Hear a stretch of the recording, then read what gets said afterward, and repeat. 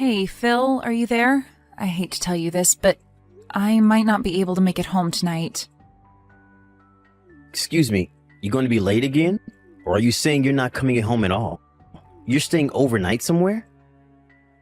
Yeah, well, it's not decided yet, but the possibility of not coming home at all is pretty certain. Really? Did your company put out some policy for this winter? It's supposed to get bad today, so unless you're on the night shift, all employees are supposed to leave early because there might be transportation delays or something. Wasn't that what they announced last week? Yeah, that's what they said, all right, and I was all ready to leave when we got a call from one of our major clients. Apparently they encountered some serious system trouble on their main operating system. The weather is getting bad, but I can't just leave this and go home. We're talking about a major client. We really have to handle it tonight. Yeah, I suppose it comes with the job, huh? Being a system engineer can get pretty hectic. They're always turning to you when there's even a tiny glitch. Anyway, this isn't the first time. Remember the one last year? How can I forget that? That was during the big hurricane, wasn't it? That was pretty bad. But this time at least I don't have to go on site. I can do this all remote, but the only problem is I have no idea when this can be solved. We tried several solutions, but it rejected them all. Really not sure what the problem is. Worst case scenario, it may take all night. If, by chance, we find a solution, I can get home, but if not, I may have to stay all night. I'm really sorry about this, Phil. I hope you understand. No problem. Just don't overdo it or anything. Rest when you can. Thanks. Oh yeah. I hate to ask, but could you dump a cup of detergent in the washing machine and switch it on? It's ready to go. Huh? You want me to do the laundry? You know the dryer's on the blink. Can't hang it out to dry in this weather. Why bother? Yeah, but just having it washed and ready to dry will save me a lot of time later. I've got to do it any chance I get, or it will just pile up before you know it. Right. Okay, no problem. Oh, and could you throw in the kitchen towels and the apron in there too? I forgot to throw those in this morning. Do we even have an apron? I can't remember using it. Yeah, I bought it because I'm always on the run, as you know. Didn't want to dirty up my suit in the morning. It saved me the other morning, actually. Splashed egg all over it. I left it on the kitchen table. Forgot to drop it in the washing machine this morning. It's bright blue. I can't miss it. Oh, okay. I'll check and see later on. You're doing remote work all day today, right? No change in schedule? You don't have to meet a client later or anything, right? Yep, that's right. As a matter of fact, I was in the middle of something just now. Oh, I'm sorry. I didn't realize. I thought you were on your lunch break. I'm sorry if I interrupted. Don't worry about it. After I finish this up, I'm done for the day, so no problem. Oh, okay, great. So you got the evening free then? All right then. I better be getting back to work. Gotta figure this thing out. If I'm lucky, I can get this done tonight. Wish me luck. All right, good luck.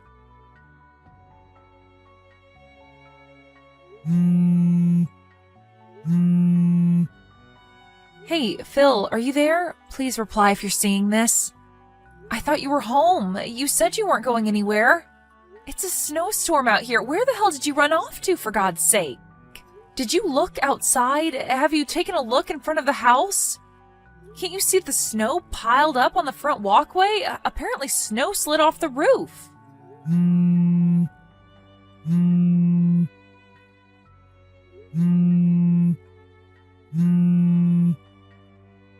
I got a call from Mrs. Barkley next door. You know, the old lady next door, right? Well, she told me that there was a woman buried in the pile of snow. Must have approached the house and the snowpack slid off the roof or something. It was apparently a pretty large pack of snow.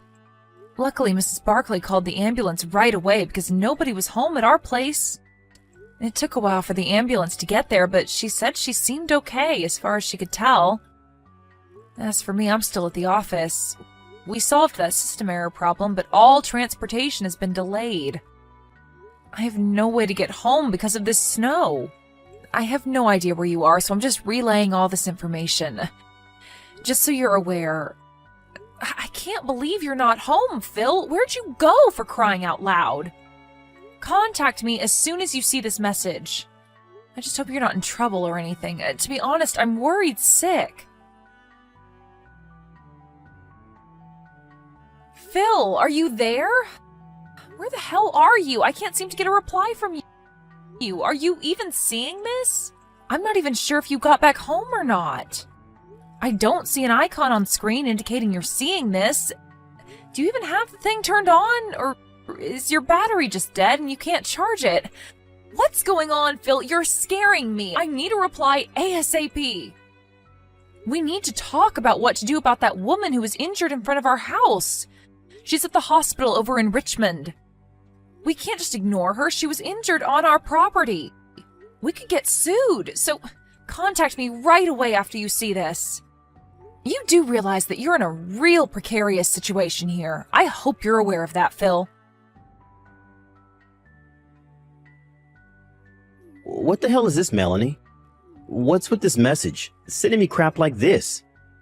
Is this some kind of gag you're pulling? What's up with this? Making up some far-fetched mumbo-jumbo about you being taken away by an ambulance? What's with this play act and exaggeration? This is not even funny at all, Melanie. And even involving Mrs. Barkley? She's just a little old lady, for God's sake. How could you get her involved in your little prank? It's like you're showcasing your frustration to everybody in this neighborhood. Aren't you in the least bit embarrassed by this dumb little charade?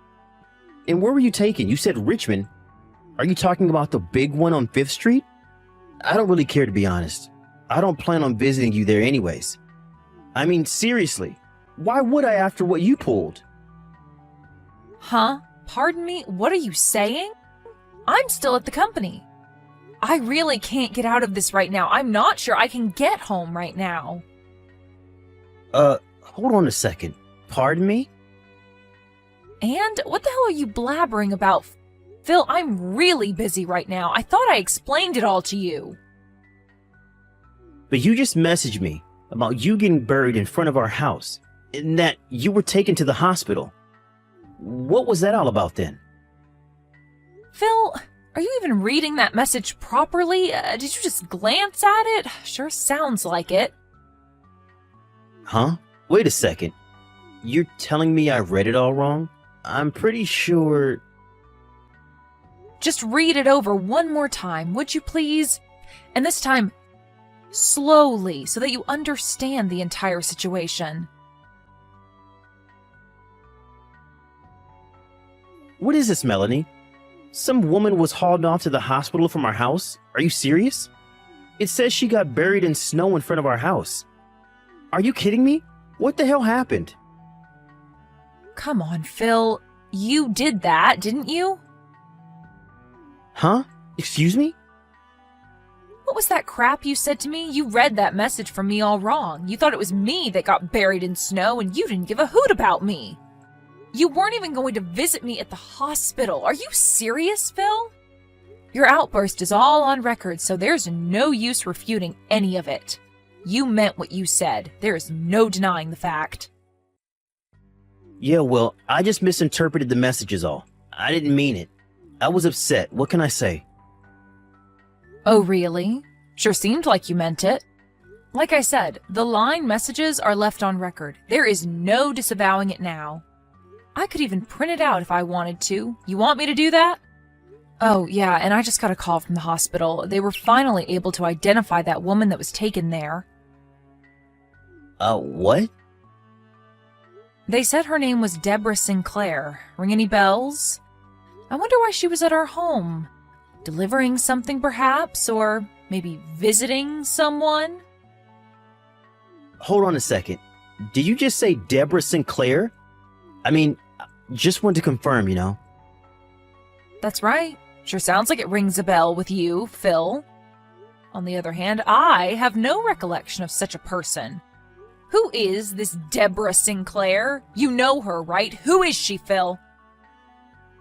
I'm not sure. I thought it was you. Yeah, and you thought it was me, so what? Forget what I said. It's nothing. It's kind of late to be saying any of that anyways. Pardon me? Phil, do you know how much time has passed since this Deborah was taken to the hospital? It was a pretty frantic situation that unfolded over there. All the neighbors were out, the ambulance blaring down the street. A couple of cop cars even showed up.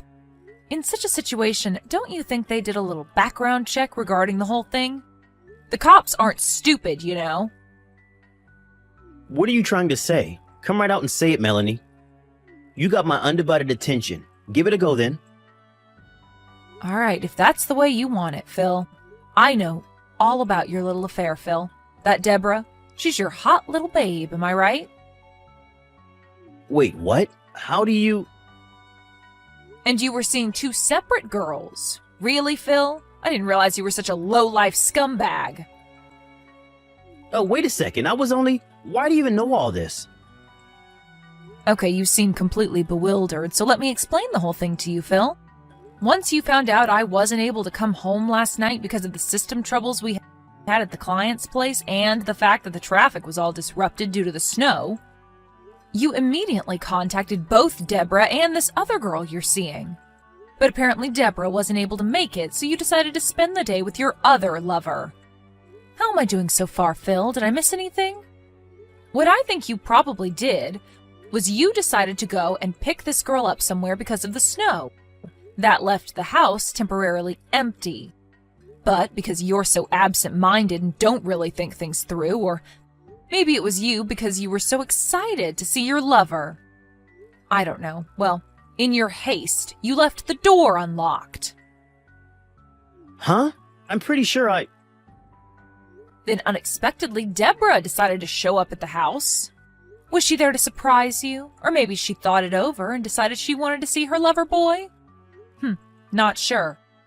I guess when she arrived to find the front door open, she figured you were working inside and went in without calling out to you or bothering to knock.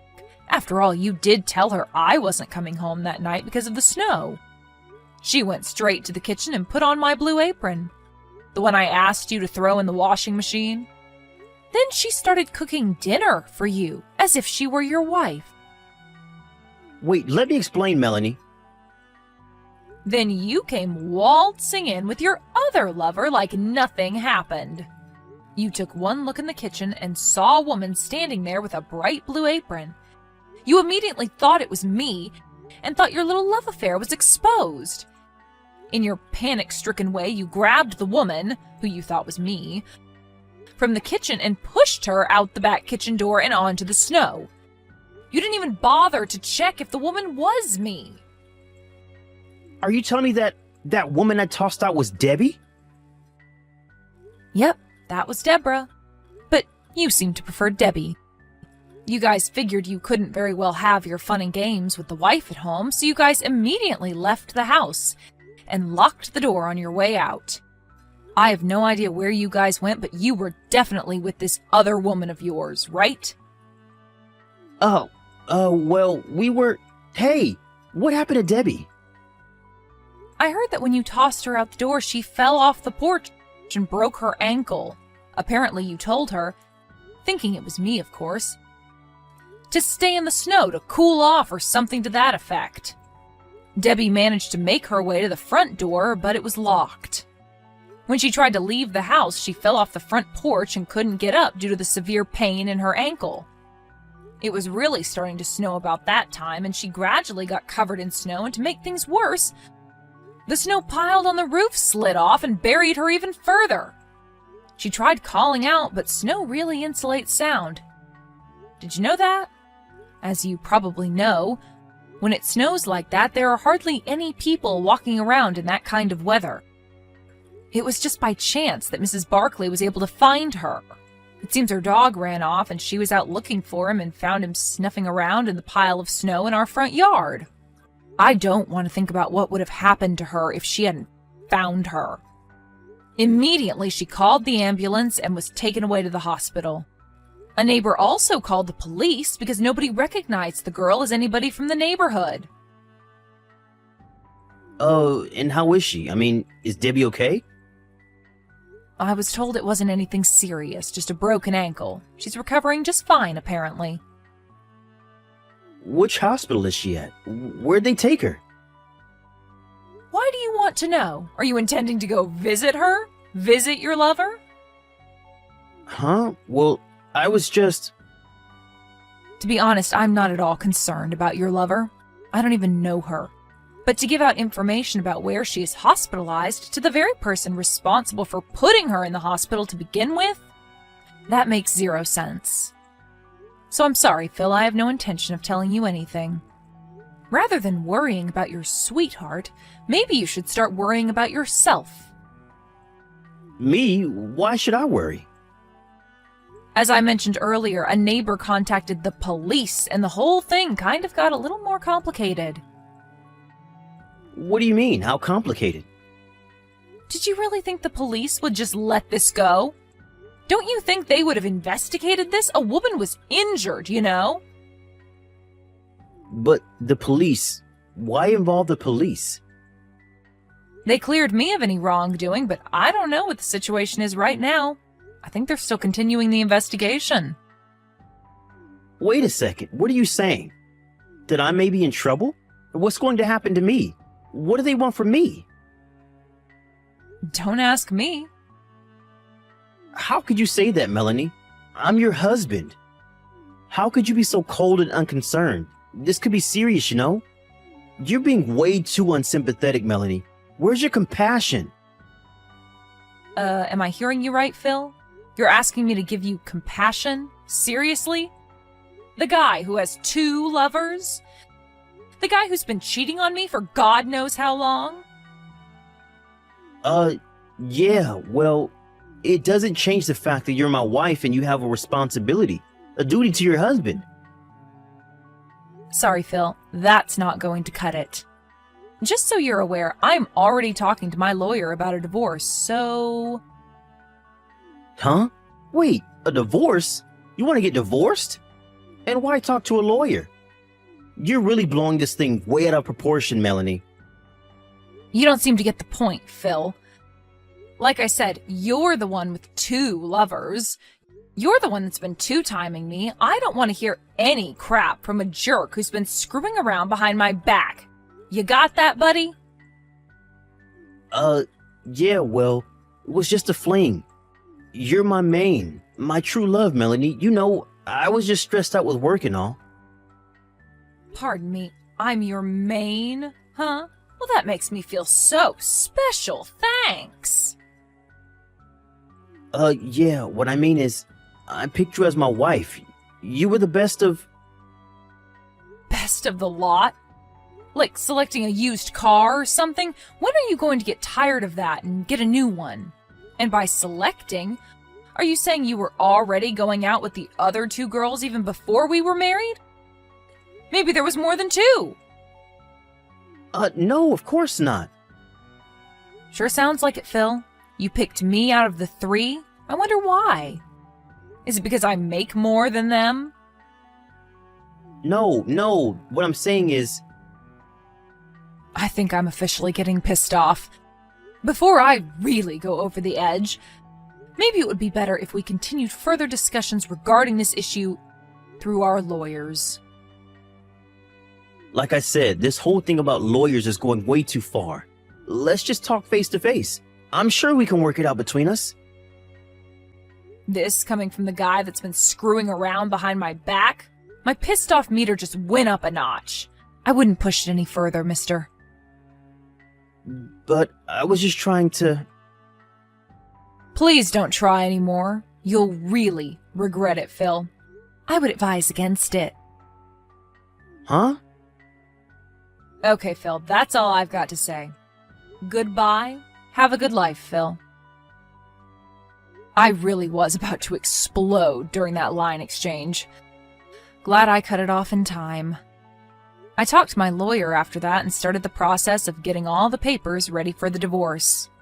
I'm so glad the lawyer will take care of the rest and not have to see Phil any more than I have to. I'm scared I may even give him a fat lip. About a week or so later, my lawyer was able to collect all of the evidence of his infidelity and came up with the amount we would be demanding from him. I was surprised that he got it all done in such a short period of time. The house we were living in was in Phil's name, so I was the one that had to move out. As for Phil, the two women eventually learned that he was secretly seeing the both of them. When they found out, you can imagine the furious reaction that must have ensued. Deborah, the girl that got thrown out of the house and ended up in the hospital, is apparently pressing charges against him. The other woman is also suing him for damages. Apparently, he promised her he would get divorced and marry her. Phil kept calling me and sending long, desperate messages online, so I finally changed my phone number and line address. I really can't thank my lawyer enough for moving quickly with all this before it got completely out of control.